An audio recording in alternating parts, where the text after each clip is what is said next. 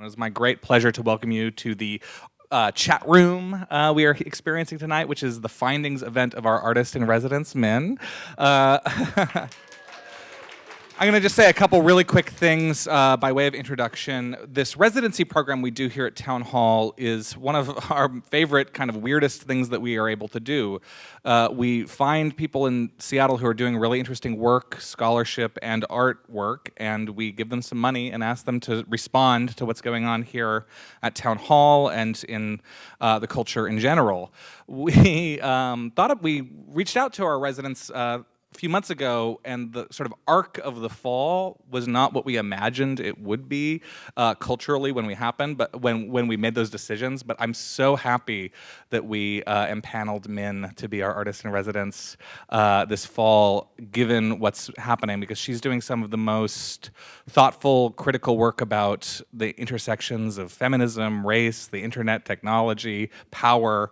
And boy, howdy, we need that right now. So I am so happy on this cold December night to have you all here to experience Chat Room for yourselves. Maybe some of you for the first time.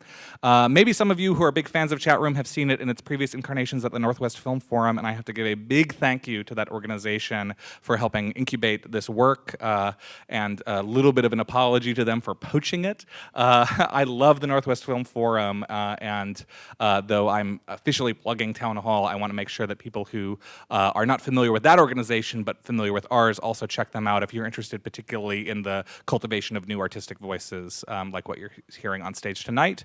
And then finally, I will say, if this is your first time experiencing Town Hall, welcome. This is, I think, the best of what we are able to do here. We do a lot of programs like this on technology, politics, art, as well as wide range of other things. Our website is townhallseattle.org. To find out about everything we do here. The only other pitch I will make is for a sold-out thing, so it's like a bummer to pitch, but maybe some of you in the audience know about it already and have tickets, which is this coming Thursday, a special program we're doing celebrating the voices of a bunch of our past artists and scholars in residence with this end-of-year concert of Leonard Cohen music and literary reflections on sort of loss, grieving, and transition at a time when there's a lot of loss, grieving, and transition happening. Tomo Nakayama, the fantastic musician and former Town Hall artist in residence, has put together this incredible bill of artists, and the whole thing is a benefit for the Northwest Immigrant Rights Project. It is an amazing show. It is sold out, but if you're super perseverant and come and wait in line, you almost certainly would be able to get in and donate some money to the project. And also, just that's a thing to say, the best way to keep in touch with us here is to become a member and pay attention to all the things we do and when we announce it, and support people like Min getting money to come up with crazy things like what you're about to see. So with all of that, I will be done. Please put your hands together for a chat room.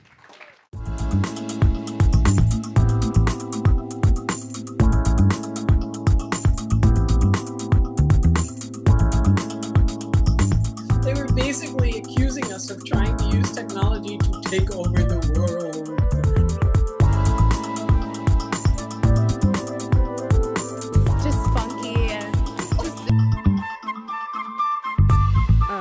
So my mom is here and it's kind of freaking me out, but I'm trying. Hi.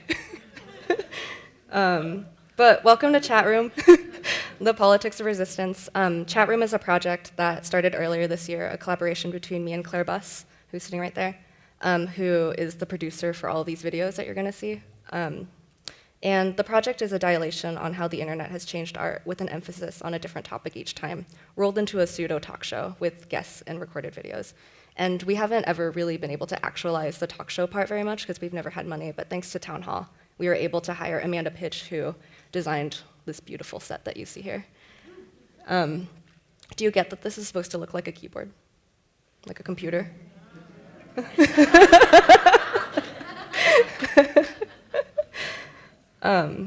Anyway, so like Edward said, thank you to Northwest Film Forum, who hosted these before, Town Hall, Claire, Amanda, Nick, who is here all day helping this morning. I thought I would start by explaining some of the ideas around this particular one, because I'm guessing we're all here because we're interested in resistance, art, technology, and its possibilities. So what is resistance? This was the picture that came up when I searched the word. So resistance is a big, vague word. It could mean very many things to very many people, from organized protests, sharing petitions, working on local policy initiatives, to self-education. Resistance is a word also used across the political spectrum. For this hour, I'm limiting our exploration to resistance as organized efforts by people who resist legal, established governments, people who think about resistance in ways to protect those who aren't protected by the state, resistance with a belief in egalitarianism, and with a definition of justice as including the most people as possible. Resistance as an idea that sort of catalyzed after World War II to mean struggles against colonialism and military occupations and totalitarian governments. This is a photo from the French Resistance, and I really like her outfit.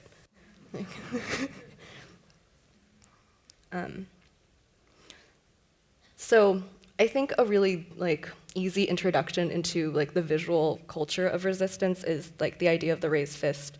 And I screen capped this because I thought it was interesting how you could just put in raised fist and also get all of these political struggles like communism, socialism, anarchism, feminism, that are sort of all encapsulated under this symbol. And the interesting thing about the raised fist, it comes from the Assyrian depiction of the goddess Ishtar, who symbolizes love and its powers and dangers, which I think is a really nice tie into a further understanding of resistance as not just a movement in the streets, but a movement of love and care. This is a picture of Audre Lorde, a picture that I also love, very of a gesture yeah, I said that. But we have this idea of love and care as a radical resistance strategy to thank for Audre Lorde and other 80s feminist poets and writers. And she wrote a lot about the commingling of sexism and racism, the fashioning of healthcare as a private commodity accessible to some, and specifically inaccessible to Black women. And as a woman living with breast cancer and the severe costs of medication, self-care was for her very much a way of survival. I think many may associate self-care as narcissism or indulgence, Instagram photos of bubble baths, no offense to bubble baths. But it was about thinking beyond compulsory heterosexuality and the nuclear family as state-sanctioned apparatuses of support. So thinking back to the fist as a visual language, we can understand art's role in politics is in one way acknowledging how images can be harnessed to serve and resist power. Images are immensely powerful levers of social regulation. Images can normalize and images can afflict. This is a photo or a work by Emory Douglas, the Minister of Culture for the Black Panther Party, just as an example of how design and art are used in resistance movements.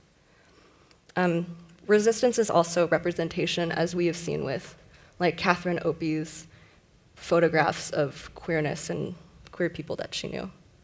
There are many other examples of resistant art, but here are just a few others. This is from the Yes Men project, and the Yes Men were a performance group. And in 2004, for the 20th anniversary of the Bhopal disaster, in which a huge chemical spill by Dow Chemicals killed nearly 4,000 people in India, one of the Yes Men appeared on BBC World as a Dow Chemical spokesman. He showed up on camera, promised to repair damages. The real company denied. Backlash ensued, and Dow lost $2 billion off its market value. It's 20 years since the disaster, and today I'm very, very happy to announce that for the first time Dow is accepting full responsibility for the Bhopal catastrophe. This whole video is online, and it's pretty incredible.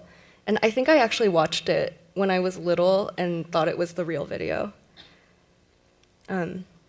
Another project that I really like is the Transporter Immigrant tool, which is created by a group called Electronic Disturbance Theater and BA&G Lab.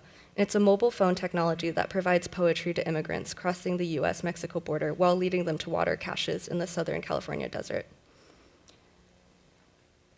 While art has a long history with political engagement, political art as a subgenre and industry has been on the rise for the past few decades.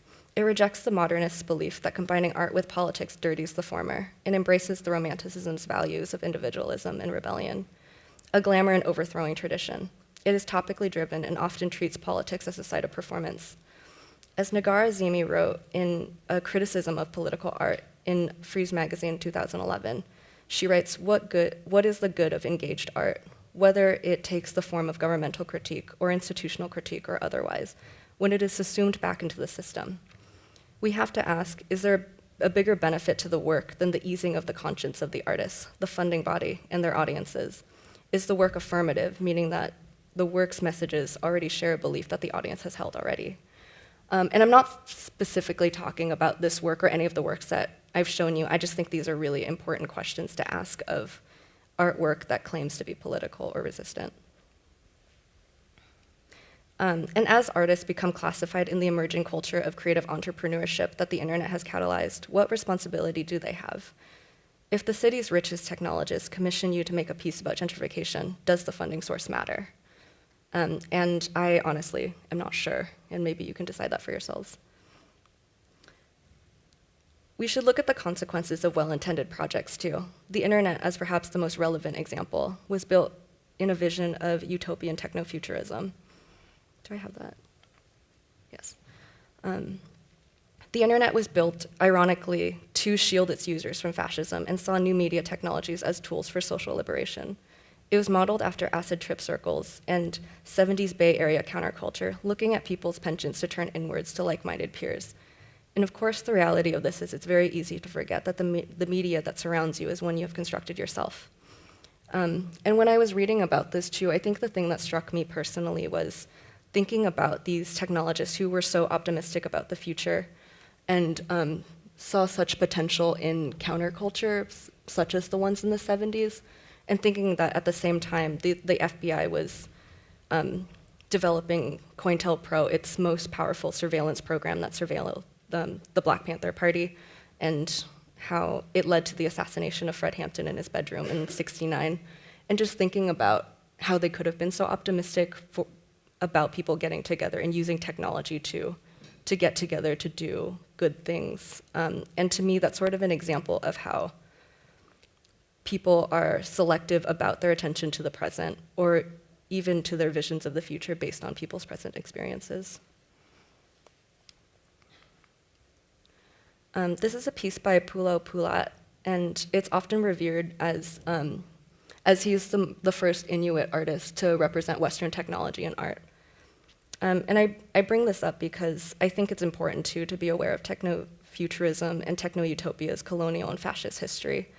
We can't underestimate that the power of art in movements of fascism, such as Italian futurism, and art as a disseminator of state power in Rome and China, and the general history of aestheticization of politics as propaganda. And I didn't include this in here, but I think one of the ways my political depression has manifested in the past season was looking at neo-reactionary or dark enlightenment tumblers, like alt-right tumblers, and how they sort of use the same platforms that we all do, and are also really, really good at putting together a visual language and sort of mobilizing over like shared interests and visualizations. You can look at those if you want to have a really bad night. And last, like another important critique, I think, is we can't talk about the internet without talking about material extractions, immaterial liberation for some, and ignore compromised working conditions for others. This is a factory site in Baitu, China, the biggest supplier of rare earth minerals, which are elements found in magnets, electric car motors, smartphones, and flat screens. Creative projects via art and tech often respond to the cultural zeitgeist, and the zeitgeist can be really delayed. It's important when working on art and technology to be aware of how your shock or the issue that you suppose is most pressing at the moment speaks to your ignorance. This is a really sardonic meme by this person who invented the Signal messaging app, but this was right after the election. But the meme says, "Liberals, it's only a matter of time before the concentration camps arrive. Radicals, what are those?" And this is, of course, a picture of a private prison. There's likely no technological, oh, actually, I wanted to change this photo because it's not pleasant to look at, and I thought maybe this one would be more pleasant. There's likely no technical fix for the exacerbation of the political and economic inequalities that have culminated in thousands of years. Insulated invention projects may offer band-aid fixes, but also perpetuates self-oriented artist exceptionalism and identitarian politics that can be used as ways of differentiation to gain power and access into spaces that are structured by capitalism. And that concludes, I guess, my rant. But tonight we will share perspectives from different people who are engaging with the different ideas that I have mentioned. I wanted to mention that we originally recorded an interview with Matthew Adiza, who is part of the Digital Activism Research Project here at the UW. A really fascinating project, but he was in Ghana during the election and the video quality was so poor that we only caught the audio.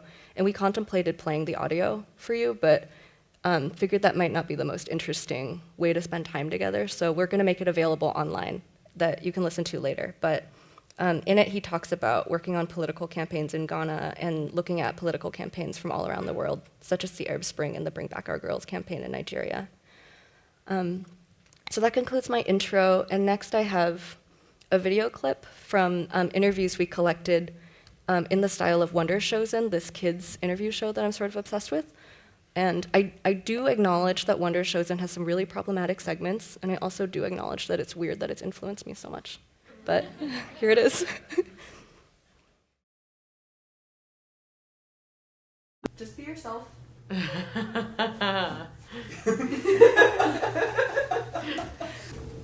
Honesty. So what do I want from artists? I guess that's kind of like a question to myself, right? Like what do I want from myself? Dang, that's a deep question. Take risks and listen more. Like taking risks based off of my listening. Creating like a community that you feel like both safe in and also just like wanting to reach out to other people and like ensure like that they're also protected, I think is like a good thing, especially in the art world that's like dominated a lot by like rich white men. Pass. More of like an understanding of like the messages that they're creating and putting out there for like other people to see. Be influential and impact our culture in ways that help us imagine something better. I want artists who share what makes them cry. Really long time, I think the internet helped me like speak out more and like help me have like a platform to which people can like make me not feel invisible as much as I used to feel like growing up. I think a great thing that I saw floating around on social media just a couple of weeks ago was this cartoon that had sort of a how-to guide of what to do when you see Islamophobia harassment happening. I think that's really powerful and really relevant. Snapchat filters. Because a couple of years ago, Kara Walker did a very huge sculpture. It was, I think it was called Sugar Baby, in the Domino Factory warehouse in Williamsburg, Brooklyn. So it's a huge kind of mammy sculpture figure in the shape of a sphinx. She kind of predicted the use of the internet and in people's gaze and in people's reactions to her work, and filmed them taking selfies with the work.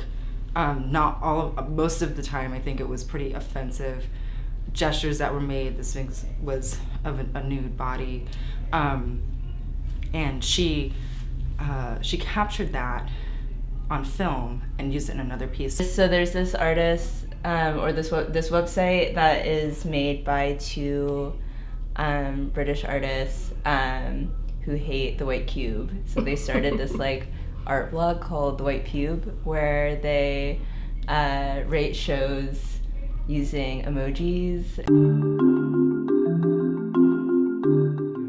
When I felt like crying at work, sometimes I would listen to ASMR videos, and sometimes they would make me cry more though. Usually just a YouTube search for cute porcupines floating in water. They float, they don't even really move. They like turn them upside down. No, sorry, it's hedgehogs. It's cute hedgehogs floating in water. like crinkling paper or something. It's nice. Just like put them in upside down and they just like stand perfectly still. When I feel like crying, I just want to call somebody or talk to somebody. There really isn't like a comfort website that I go to.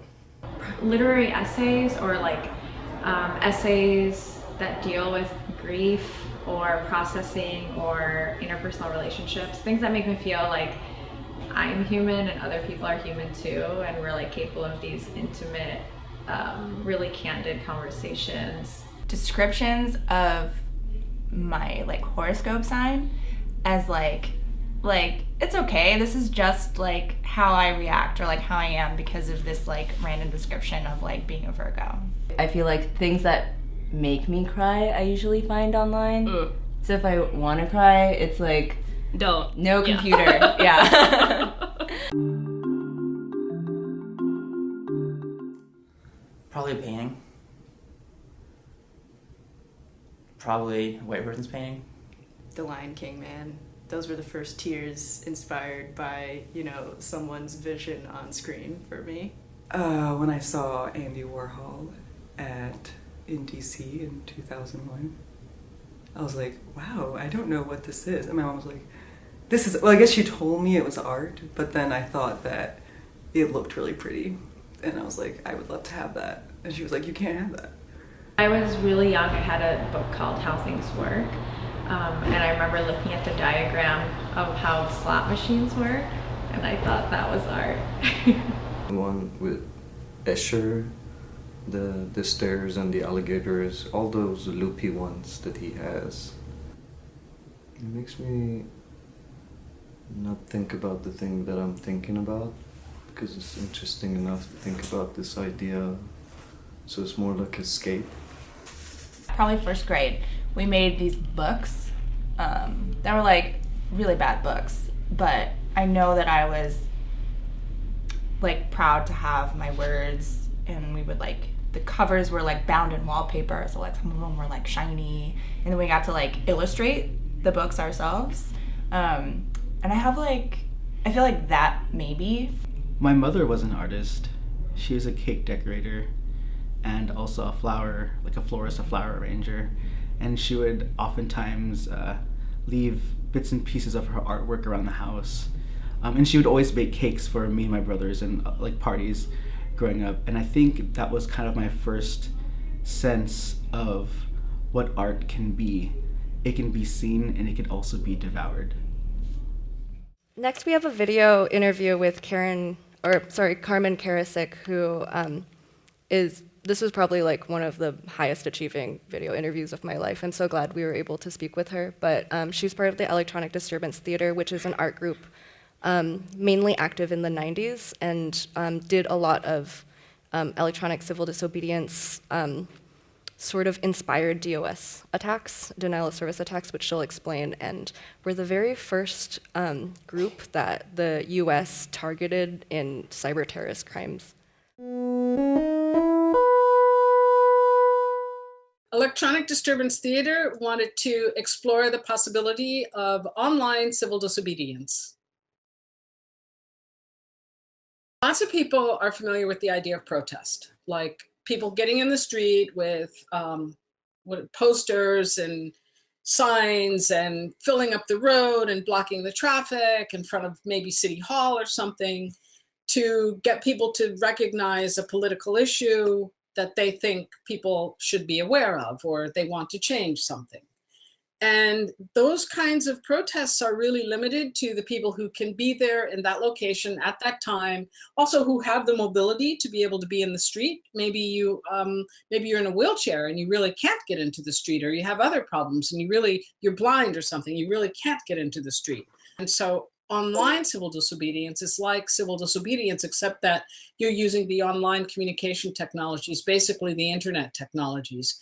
And because you've expanded it to the internet, you can then, rather than be limited in space and time, you could do it over a longer period of time. You can do it, it's easier for people because it's really only a click, and you can involve the whole world at one time because it's online. Anyone with online access can do it.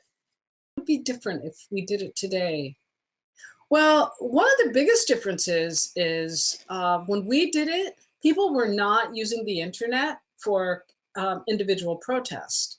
So if we did it today, it would have to be more or less along the lines of what Anonymous does, because what we did back in the late 90s was not a criminal act. And what if you do the same thing today, that would be criminalized. They were basically accusing us of trying to use technology to take over the world. Also in that same time period, after we did like maybe 2 or 3 of our events, there was this website that said that all of us were possessed by the devil, and they were actually quoting words out of our website and linking them to things that the devil said or the devil would make you do. Someone was describing electronic disturbance theater, and they called us 4 white American males. Unlike many protest groups or many, if you want to call us subversive groups, we used our own names. So there was no reason for somebody to not know exactly who I was. They could just look me up. In the last one that we did on December 31, 1999, we released EDT as a disturbance developer kit, so that anybody who wanted to do the same sort of protest could download this kit and then point it at whatever website they wanted to use in their protest, and then do the same sort of protest. Oh, well, the toy war, the one with e-toys, that was really interesting. Basically, we inspired the idea of the denial of service attack, or the flooding of the e-toy database, which ultimately was the most expensive cyber war up to that date, without a doubt. And it eliminated that company. So it was the first time that an online protest or an online action actually closed a real company. It's a piece of software that basically, when you type in a URL in your browser, what you're doing is asking some server that hosts a particular web page to load that web page into your browser window. Well, what we do is, instead of you typing in a web page, we write a little script, and this is the Java applet part, but the little Java applet takes a web page that we agree on, EDT, the 4 of us, we all pick one web page, and let's say that web page is the White House, like in the example that I just gave. We put the White House URL or web address in the script, and then the Java applet automatically goes to that server and says, hey, can I see the White House website? Hey, can I see the White House website? Hey, can I see the White House website? And we do it exactly 7 times per second. We just pick that number, 7. It's enough. Of course, we could make it be 7,000 per second, but if we do that, the server is going to crash because it can't send it 7,000 times a second. But in order to make the protest meaningful, because what we really want to do is show that it's not just one person who wants to bring attention to this cause, it's thousands of people around the world. So we pick a date, and then we send pyramid-style emails out. Like I send out emails to everyone I know, and I ask them to send emails to everyone they know. Well, maybe not everyone, but you know what I mean. And so we end up telling people maybe the day before, from 10 in the morning till 4 in the afternoon, we'd like you to load the FloodNet website into your browser. And if you do that, you can then minimize the web page. It's running, if you will, in the background. And what it'll be doing is calling, let's say the White House, it'll be calling the White House webpage over and over and over and over and over again. So anyway, that's basically how FloodNet works. And that's why having thousands of people participating is important, because that's what actually shows that this is a protest. It's not just one person writing a piece of code to bring down a database or bring down a server or hack somebody's website. It's not just one person. And obviously, if we wanted to do it all on our own, we could. All we have to do is set that number instead of 7, set it to, like I said, 7,000, and bang, we got it. It's not like we didn't know how to crash the server. It's that politically and conceptually, we wanted it to be the voice of thousands, not the voice of one. So that to me is the critical difference. To me, the virtual sit-in is actually blocking or disrupting traffic to the particular website that we're targeting for the sit-in. So the virtual sit-in would be the same as the people sitting, like blocking the road in front of City Hall. You could say that the people joining our protest are blocking or disrupting access to the White House website or President Zedillo's website. When the server administrators saw all these requests coming in for the White House, they had a programmer develop a bot that would, or a script that would, if you were sending the request and you were sending it from the FloodNet website or one of the, we had multiple servers, so one of the FloodNet servers, it sent back a request to that IP, or not even a request. What did it do? It sent back a script that said open windows, you know, little pop-up windows.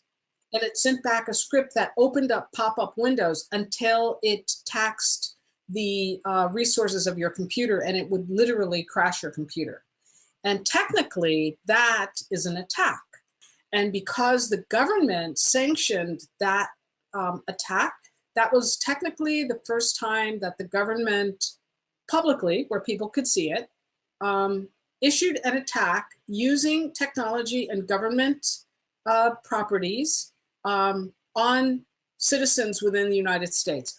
Obviously, some of the people who were part of our protests were not in the United States, but any of the people who were, and certainly all of us, the members of VGT, we all were, all of us, when our computers crashed, we were actually part of the first attack, the first cyber attack of the government on US citizens. And that also sets precedence. That one clap. Thank you. So next we have a guest, Yin Yu. There. I invited Yin Yu to come on the show because she is an activist and community organizer, and I wanted to get her perspective on these issues. So go ahead and sit in that guest chair.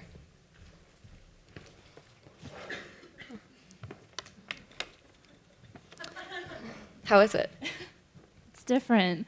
I haven't. We ordered these online, and they're discontinuing them. So if you like this, you have to act fast. They're only down to red and black now. But they used to have like whole sets and love seats and ottomans and stuff. No, they don't anymore. But anyway, can you tell us about yourself?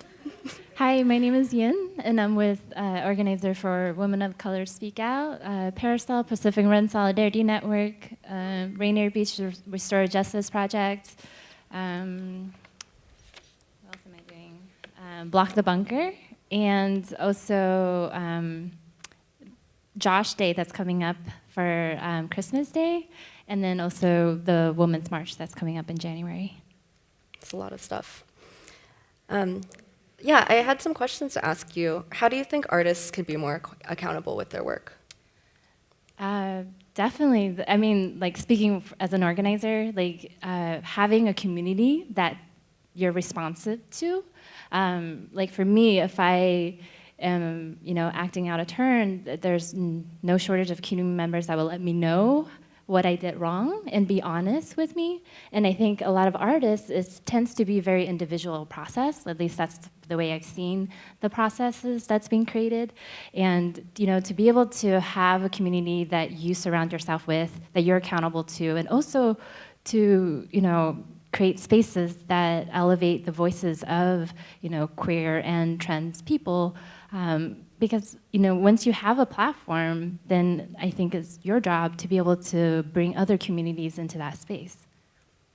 How can art and technology help you do what you do?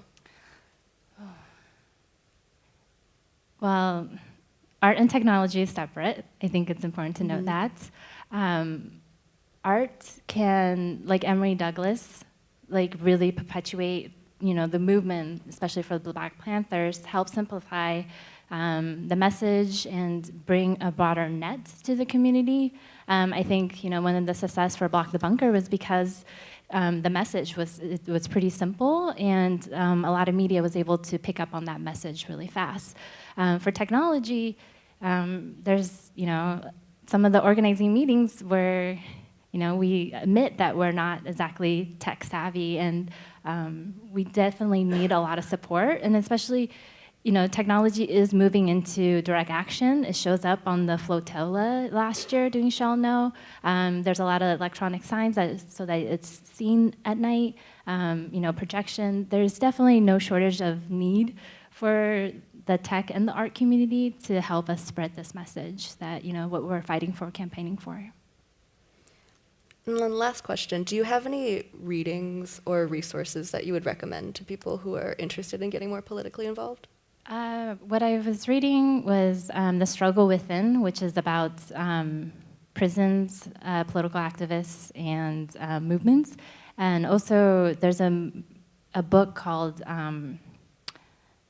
Beyond the Nonprofit Industrial Complex. And I think that's a good book to take a look at, because the tendency that we funnel a lot of social justice or changes is through the nonprofit industrial complex, and it doesn't. It draws a connection between foundations and capitalism. So not necessarily could be one avenue, but there's also other ways. So I think it broadens that perspective. But I do want to say one thing. I think art and technology, I think it's important for those industries to take a look at themselves and see how they may be perpetuating oppression, or is continuing to perpetuate oppression. Because unless there's artists for Black lives, or techies for Black lives, or artists for feminism, unless if there's a collective that's really taking a stand, silence is violence, right? So. I think shifting from an individualistic process and moving more towards a collective and really taking a stand. Of course, in each group, there's always artists that's needed. If you step into Block the Bunker, definitely need artists, but also taking a very political stand, in your industry, and recognizing how that industry is, still uplifting, cis white men that in leadership, and challenging that policy and politics. And I think another resource is the People's Institute, Undoing Racism. They definitely go through that, a little bit of the power analysis, how, in art, how you've become a foot of oppression for people. Thank you so much. While you're here, would you like to play a trivia game about the internet? Sure. Would someone else like to play against Yin? Oh, against me? Yeah. Just shoot your hands really high if you're interested. It's okay, you can beat me. How well do you know internet history? I can't believe nobody is raising their hands. Okay, thank you. Yay! All right, go ahead and stand face to face by that buzzer. Oh. Yeah. Am I going over there? Yeah, you are. All right, so these are the rules. It's multiple choice trivia. Yeah. And I'm going to read the question and wait until I say all of the multiple choices to hit the buzzer. But once you think you know, after I say all the multiple choices, you can hit the buzzer. All right, ready? You read the whole thing and then we hit it. Yeah. Like Jeopardy. Yes. All right, ready? Yes. All right, the first emoticon was a simple smile, dash, closing colon, which eventually became parentheses, dash, colon. In what year did the first emoticon appear? Wait, no. I have to read all. You have to hear all of the options. A, 1970, B, 1979, C, 1985, D, 1991. Yes? Is it 1970?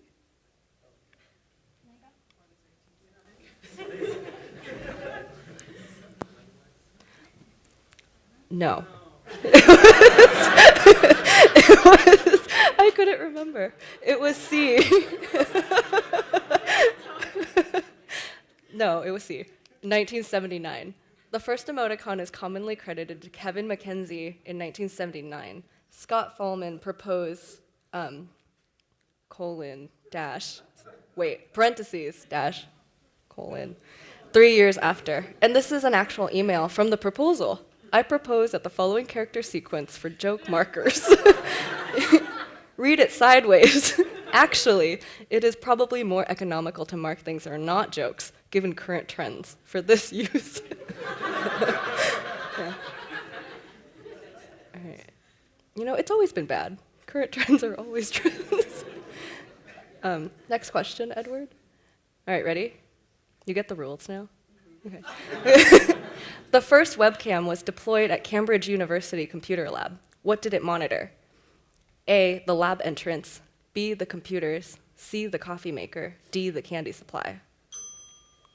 Yes. The candy supply? So someone totally scoffed at coffee maker, but it was coffee maker. The first webcam, X Coffee, monitored the coffee maker to avoid trips to an empty pot in 1991. I didn't put this, I think it was at the University of Cambridge. Yeah, exactly. Yeah. All right, next question, please. Okay, about what percentage of emails sent every day are spam emails? A, 20%, B, 40%, C, 60%, D, 80%. Yeah, yeah. It is. 80% emails are spam emails. All right, last question. When was the first YouTube video uploaded? A, 2003, B, 2004, C, 2005, D, 2006. Wait, you can get help? C. 2005. It's C. Joed Karim, one of the founders of the site, uploaded an 18 seconds long video in April 23rd, 2005. It's called Me at the Zoo. And since it's 18 seconds, we thought we would just play it. Alright, so here we are, one of the elephants. Cool thing about these guys is that they have really, really, really long fronts, and that's cool.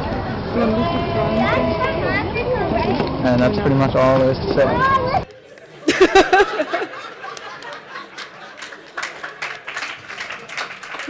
Who won? Oh, congratulations to you both. Oh, you didn't see that.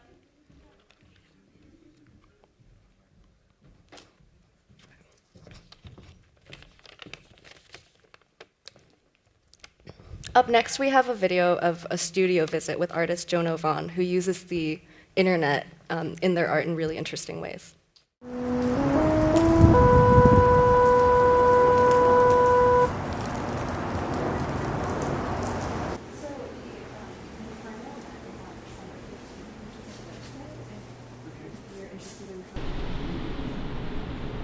My background as an artist is actually really academic. Project 42 began in 2012, and it came as a result of an organization that I'm part of called the National Performance Network and Visual Artists Network. So the imagery began as Google Earth screenshots of locations where murders took place, which then I abstracted into these designs. And I had a friend who is a dancer in Vietnam, and we spoke about the way that when someone is murdered, that their lives are stolen from them, and those lives include all the opportunities for things that we take for granted. And so those things are stolen from individuals. So one of the things that I thought could be good memorialization, something that honored the people respectfully, was to offer the spirits of the individuals the opportunity to travel and gain experiences that had been stolen from them. My friend in Vietnam agreed to work with me, and I designed the garment and sent it to her, and she choreographed a piece and danced in her favorite park in Ho Chi Minh City. in honor of Paige Clay, who was a trans woman of color who was murdered in Chicago. And so that really began a certain method of creating these works in these collaborative relationships, where we are purposefully not trying to speak for the person who's represented, because we can't know what their experiences were, and we don't want to try to speak in someone's voice that we don't have those same shared experiences. So instead, the project hopes to return humanity to the individuals that was stolen from them when they were murdered. Part of the project's nature is subversive in the sense that, like, the dresses are supposed to be aesthetically pleasing in some way, and so that is just like the original concept with the paintings. That's designed to like pull people in. And so I have a dress, for instance, that I wear to conferences, and people will come up to me and talk to me about the dress, how much they like it, and then I start to tell them, that it's a garment that I made and that I designed the pattern. And then I kind of bring them into a discussion about the issue of violence that trans women face in America, particularly trans women of color. And in that sense, there is like element of like resistance to that. So this piece was made for Camila Guzman, who was murdered in New York City. And for this piece, I drove down the street that she was murdered on via Google Earth, Google Street View, and captured information from the buildings that surrounded the building where she was murdered. And so you can see the information from the library and also the awning from the deli right by her apartment where the murder took place. This is actually from a set of dresses that I made that memorialize Angie Zapatas, who was murdered in Colorado. And me and my collaborator wore this during our performance in St. Petersburg, where we met with 10 volunteers, and each volunteer had their hair braided. I had a braid in my hair, and then we braided their hair into the same braid as my hair. And they each had 10 minutes with me, and we spoke about gender identity and issues facing trans people during that 10 minutes. And then towards the end, I introduced each person to a trans person who had been murdered in America. The piece was made for Mariah Melina Qualls, and she was murdered in San Francisco. And they don't know, they have no information about her murder. She was murdered in a hotel room which had the number 105, and so I incorporated the number 105 into the pattern. So the pattern has the Google Earth screenshot of the location, and then on each layer I used the number 105 in different ways. So in like one layer I drew with my digital tablet for 105 seconds, and then another layer I drew 105 lines. So there are lots of layers where I'm sort of drawing for 105 seconds, including 105 lines, scribbles, like 105 scribbles, just trying to build up the layers in a symbolic way that incorporates the room number of where she was found. So this piece was made for Tiffany Gooden. She was murdered in Chicago, a young trans woman of color. The pattern in the dress and the pattern in the background are the same patterns. What I've been doing by creating these backgrounds is adding another level of discussion regarding some of the reasons perhaps that these murders take place. So a big discussion in the trans community deals with the idea of passing. And so the background and the dress are made from the same pattern, but they're slightly different as a way to sort of show that there is an otherness.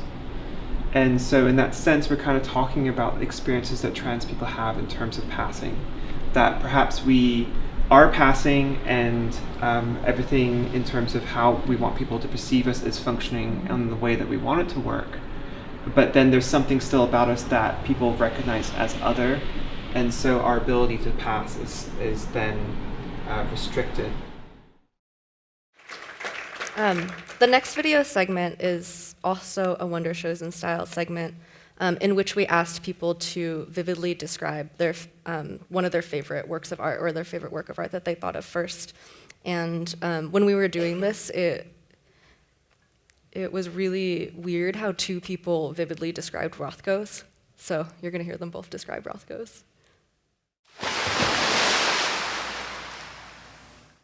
There's an artist right now whose practice I really like. Her name is Ying Liu. She's based in New York, film, dance, performance. And she made this video art called Ham Over Rice. And I really like how it combines both kind of live action and animation, but almost most importantly, the soundscape in the film. And it very much feels like a soundscape, not like, sound design is what you would normally say, is super evocative for me of almost what thinking feels and sounds like. And it's really sprinkled with these sounds from our digital devices today. So the kind of lexicon of, notification, beeps and blips and all of those noises, which I can't help but, appreciate the fact that she's kind of intentionally, consciously making this piece dated eventually in a way, because those won't always be the sounds that we associate with how we're interacting with our devices. The blue was tangibly calming. You could look at it for a really long time. It seemed like it sort of sponged out towards this black background, and it got deeper and deeper blue the longer you looked at it and the more you relaxed your eyes. And then your eyes would sort of drift down the painting, and there's this smaller orange rectangle below it that was really violently orange almost. And it was like so contemplative, but at the same time, the montage of the two, just like the two of them hitting up against each other, was a really visceral experience to look at. It's the loneliest painting I've ever seen in my life. It is maybe 8 feet wide, 4 feet high. It's a dark mess of paint and brush strokes. It just looks like a tangled black mess until you sit in front of it. My relationship to art is very rapid. I don't spend a lot of time in front of pieces, but I have spent probably 80 hours in front of this painting. And every time I see it, I see something else. Until you spend time with it and you notice that actually off to the right of center there is a glimmer of light. And you realize maybe this is the solstice, this is a turning point in the winter when things have gotten so bleak that they can only get better. And that maybe here there's a leaf, and maybe there's a bud. And you kind of think, okay, things will start growing soon. The last painting that Mark Rothko ever did, which made me cry when I saw it unexpectedly when I was 19 years old.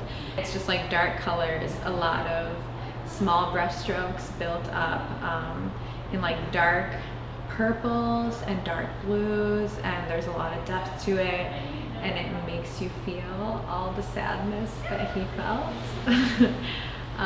really keenly and immediately. But then you also feel like you could just like fall into it and disappear. And then the next video is a segment we called First Thought, where I said a word and people just said whatever word came to their minds.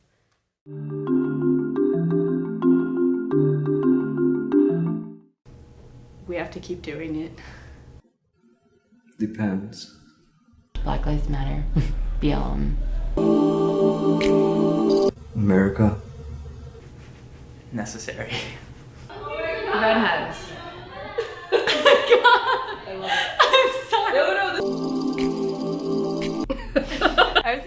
torn. I don't know why. Everything. Confused. Me. Wealth. Escape. Okay. Unnecessary. Enough. Stop. Corrupt. Erupt. Stop signs. Our very last guest of the night is Matt Henderson.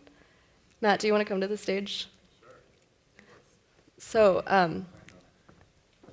Matt designs, or is part of a group called Portland Immersive Media Group, and they design virtual reality therapy programs. Do you want to talk a little bit about it? True.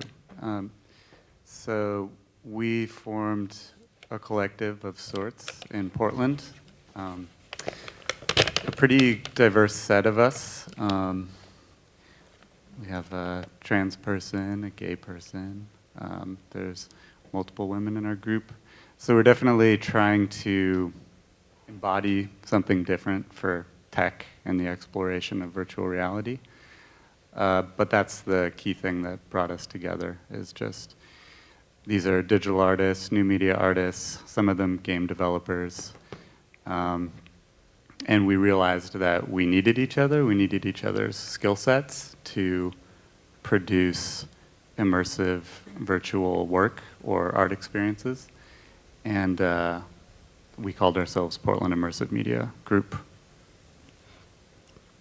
Can you talk a little bit about the therapy aspect of your virtual reality programs?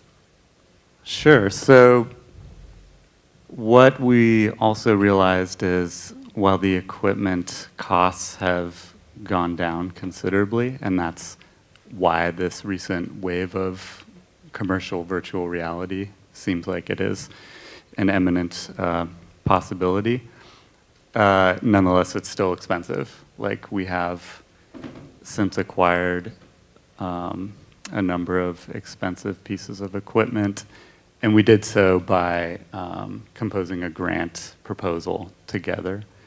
And we called it VR Spa. So it was an effort to use immersive technology like virtual reality to explore the potentially therapeutic or meditative qualities of virtual experiences. It was as serious a proposal as it was an ironic one. We were not coming from a place of technological utopianism by any means, but we knew enough about this emerging medium to know that it had profound potential for healing and therapy, certainly, education. I think it'll probably touch on every industry. Can you talk about the accessibility of it? Like what we were talking about earlier when you came, how people who probably need therapy the most are like farthest from access to it. Do you see VR becoming accessible to those communities, and how would it? Yeah, it's tough to say. I mean, right now we're at the very sort of inflection point of a new technology that you could liken to television, or you could liken it to smartphone technology or original cell phone technology. It's just the sort of thing where initially not everyone has the means to afford it, certainly. Not everyone has the idea that it's necessary for their existence. So, you know, I certainly recognize, I think the people that I am creating VR with realize that we're early adopters. We're interested in immersive media because it offers these amazing creative tools to artists and all sorts of different categories of people. But, you know, it's going to be a while before it really saturates society. One thing that people who are keyed into the VR space and the AR space seem to agree on is we've really touched on something. And when I say we, I certainly don't mean me. The developers of this technology since the 70s, really, with early flight simulators and applications for designing automobile interiors and military applications. Those were kind of the original spaces in which VR was first experienced by a very short list of people. And the exciting thing is now it's becoming more and more available. So I think, you know, you could look to groups like ours who found a way to acquire the technology through grants. We're trying to partner with a Portland group called Portland Community Media, almost a similar enough title to be confusing, but they are a community sort of media center that orients themselves towards people who otherwise wouldn't have access to all sorts of camera and broadcast media technology, lights, and all manner of things that people can take a couple of affordable classes and then check out things like cameras and things of that sort to make documentary films or broadcast themselves on public access. I guess that's a long form answer, but yeah, just it's going to slowly find its way into culture just like smartphones have. Great, thank you. So you brought your VR program to demo. Yeah. Would anybody be interested in demoing it? You can, oh, okay, I was gonna bribe you guys, but you just started raising your hands. Wait, can you raise your hands again? We've got a couple people. Yeah. Yeah. Yes. Sure. I was thinking I could probably do 5 or 6 people after the show, so if anyone's really interested. But you should come up. Yeah, we need somebody to do it now.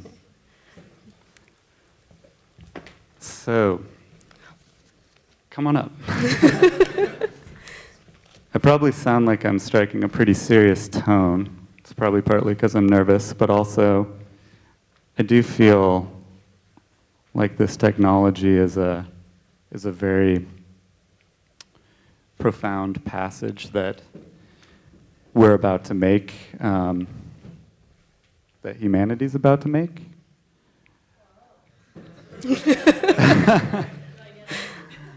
I think I meant to like break the ice just then and say something that wasn't serious, but I said something serious again. A little context for what this is that the place that me and my VR interested friends are producing this content it's actually at a former church where I live, and it's sort of an artist studio and a community space in Portland. It's called Church. We call it Church. It's a lot of people call it X Church. It's spelled with an X. So anyways, that's just a little context for what this is that I'm about to show you. A lot of the objects in it and the ambiance is kind of from the building where I live and work, incorporated into this experience that is otherwise surreal and sort of a weird form of self-care. Matt, can you give the mic to Annie so she can narrate her experience?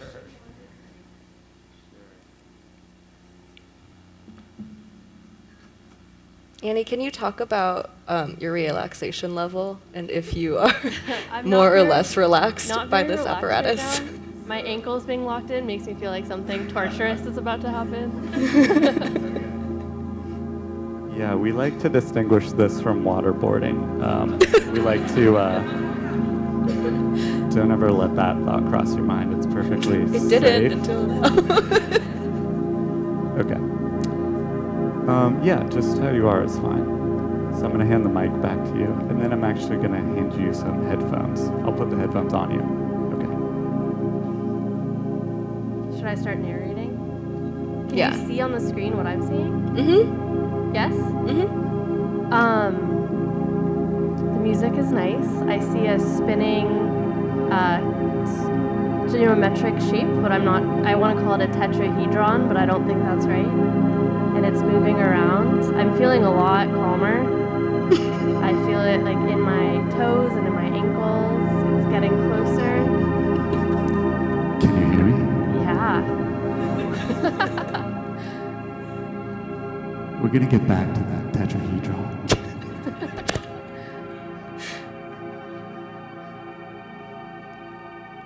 Right now, I just want you to relax.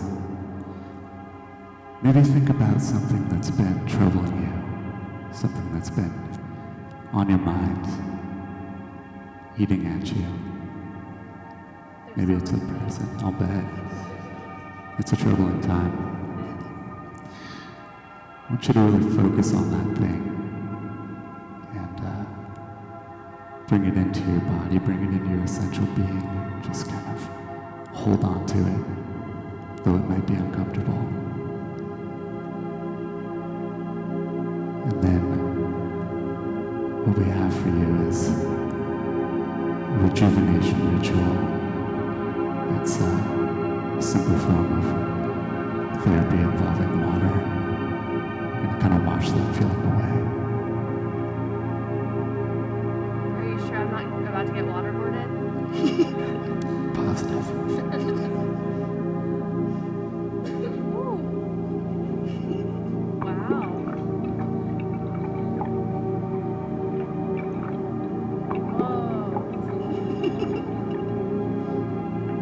Don't forget to breathe. I kind of did. That's natural. This is a different sort of water. I'm really afraid of flotation tanks, but this seems way more my speed. Your speed. Yes.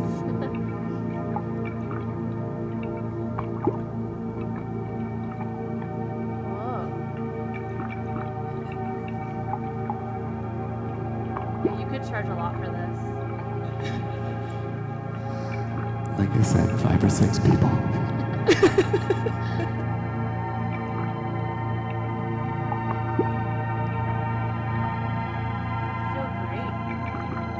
Good.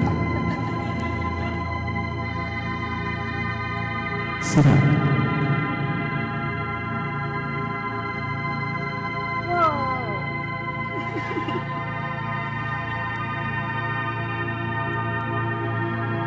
Do you want to stand up and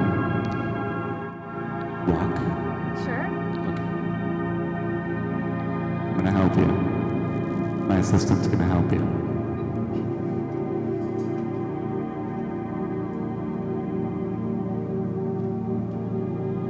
Can I get up?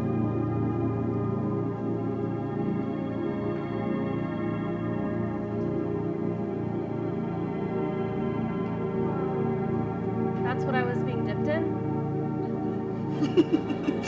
Can you all see that? That's right. Wow. Can I walk? A little bit. Yeah, you got me. You do have to be careful. I can see kind of where you would be sitting. It's called a dual spatial awareness. Which direction?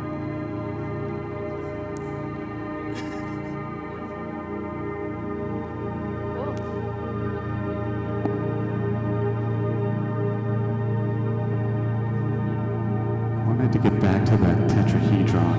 Oh yeah. Where did it go? Where did it go?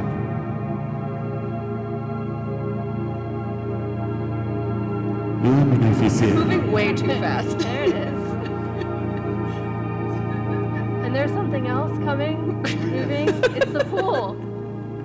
Can I go into it again? Probably. Am I gonna fall? Probably.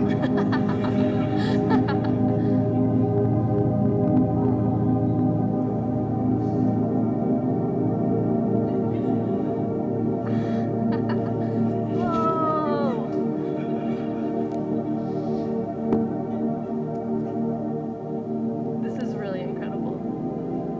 Cool.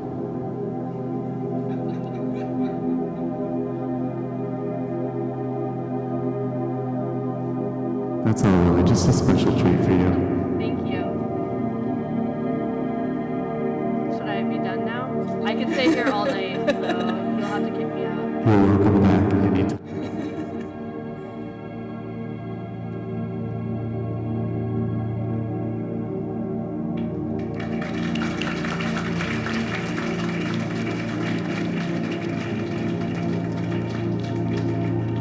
Matt, I've never heard your God voice before. The God voice? It's like a whole new person. Wait, aren't you wearing your glasses?